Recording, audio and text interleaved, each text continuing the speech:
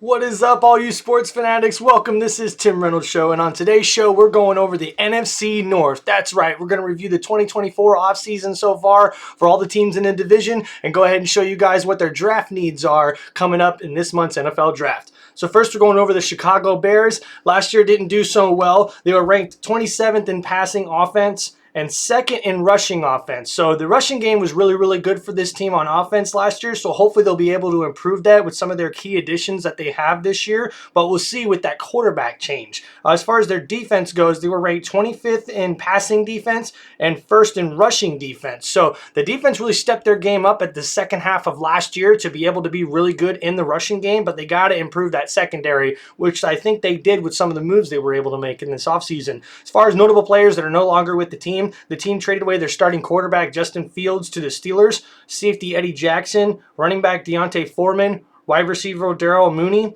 and Equanimeous St. Brown, might have said that wrong, but another wide receiver, tight end Robert Tonyan, offensive lineman Cody Whitaker, and edge rusher Adim Ananuke.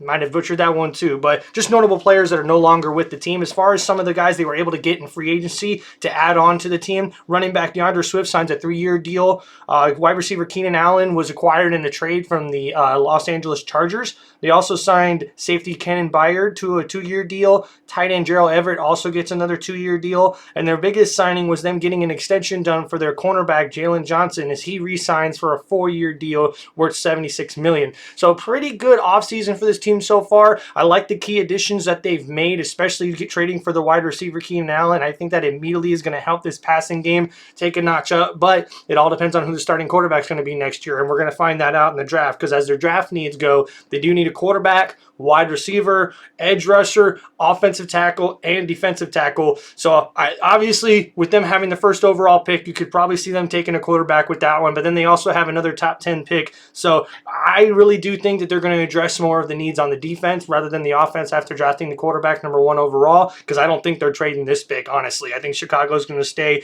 firm at where they're at. They're going to make whatever pick they think is the best quarterback for their future, and that's who you're going to see as the starting quarterback next year, in my opinion, as a rookie comes in to take over for this offense, and hopefully he'll be able to get that passing game back up out of those low 20s and back up into a top 15 sort of offense. So now we go to the Detroit Lions, baby. That's right, team I root for, where I live at. As far as the guys that weren't able to sign back with the team, wide receiver Josh Reynolds, offensive tackle Matt Nelson, offensive guard Noah Jackson, and safety C.J. Johnson, who signed a free agent deal with the Philadelphia Eagles.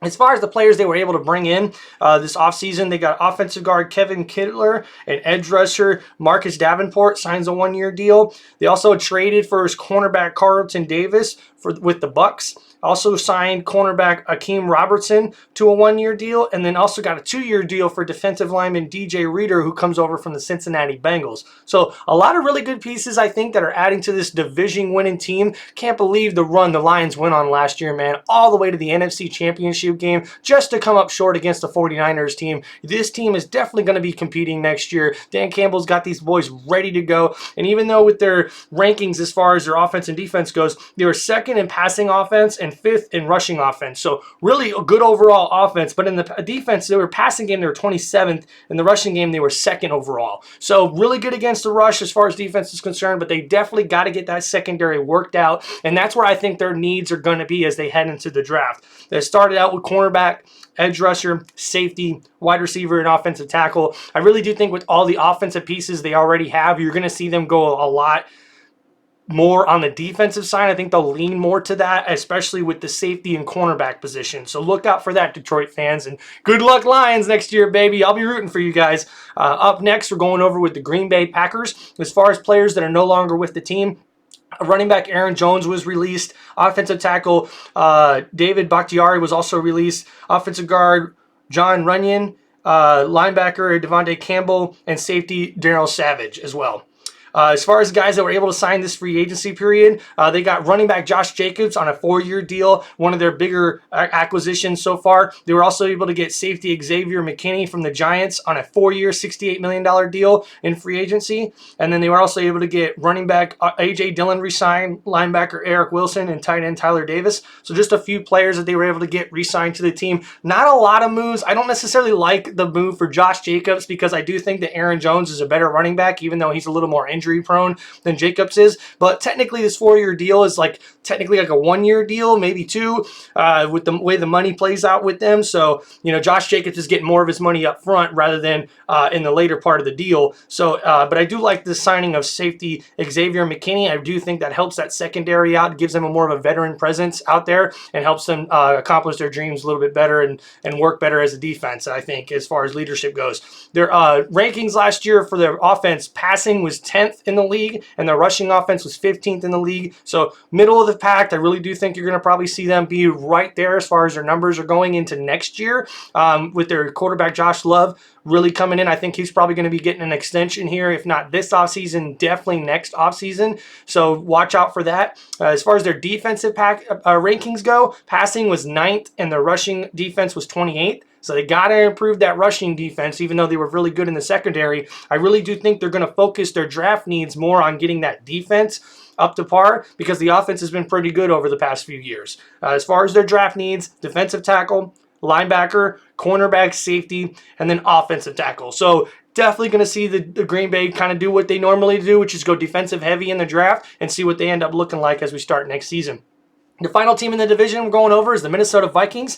Now, as far as players that are no longer with the team, quarterback Kirk Cousins, he signs a free agent deal with the Atlanta Falcons. Josh Dobbs is no longer there. Running back Xavier Madison, wide receiver KJ Osborne, edge rusher Daniel Hunter, which is a big loss for that team, and Marcus Davenport, another edge rusher, linebacker Anthony Barr, and Jordan Hicks. So they're going to be a little thin on the defensive line and linebacker position, but they were able to get a couple of key pieces in free agency to help fill those voids. As far as players they were able to sign in the free agency period, quarterback Sam Darnold signs a 1-year deal. Running back Aaron Jones also signs a 1-year deal with the team after being released by the Green Bay Packers. Cornerback Shaquille Griffin signed a 1-year deal. They also were able to get edge rusher Jonathan Greenyard on a 4-year, $76 million deal. So that helps fill the void of Hunter, who's been such a really good edge rusher for them in the past few years. And then as far as the linebacker position, they were able to get Andrew Van Ginkel signed, and also linebacker Blake Cashman signs a 3-year deal. So pretty good depth right there. I think that's going to help them fill those voids at the linebacker position.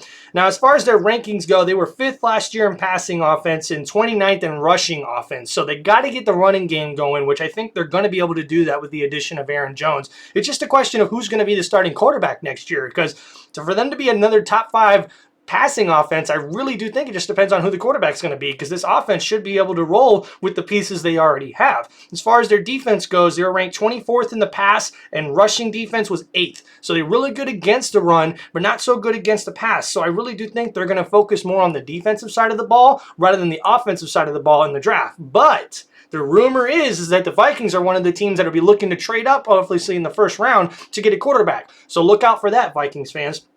As far as their team needs, their draft needs, quarterback, interior offensive lineman, an edge rusher, defensive tackle, and wide receiver, which, like we've mentioned before on the show, there is so much depth at the wide receiver position in this year's draft. So I really do think they're going to focus more on the defensive side. But that first round for your Vikings fans is what you want to watch for, because that could be the one they're going for and trading for a quarterback. So watch out for that. So, guys, this is the draft 2024 review for NFC North as far as their offseason and draft needs go. So thank you for watching the show. Be sure to hit that like button, hit that subscribe button, leave some comments if you're an AFC North fan, Lions fan, or maybe Packers fan, whichever, and leave some comments. Tell me what you think. Tell me who won the offseason. Tell me what was their best signing. Tell me what you think about the show, man. I'd love to hear you guys and your feedback. Thank you so much for all the support. Thank you for supporting me and my channel. Thank you for helping me follow my dreams. And, guys, you rock. You guys are the shit, and I appreciate y'all. Have a great day, everybody. Peace out.